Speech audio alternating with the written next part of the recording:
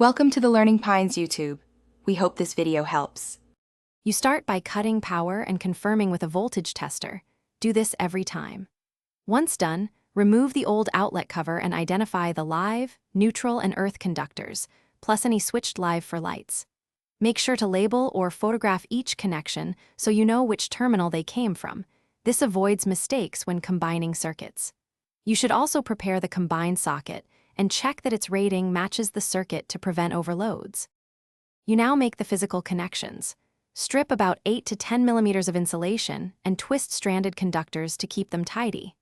Next, group and insert all neutrals into the neutral terminal and all lives into the live terminal of the combined socket. If the socket has separate feeds and switch loops, maintain their separation as labeled. Use the correct size of screw or push connector and tighten firmly so wires cannot pull out. Make sure the earth is clamped. Once connected, carefully fold cables back, refit the faceplate and restore power to test the combined socket with a socket tester or multimeter. Verify live, neutral, and earth are correct. If a breaker trips or an indicator is wrong, switch power off and recheck for swapped live and neutral, loose screws, or a missing earth. These are the common issues. If you still have a fault or any overheating, isolate the circuit and call a qualified electrician rather than continuing to experiment.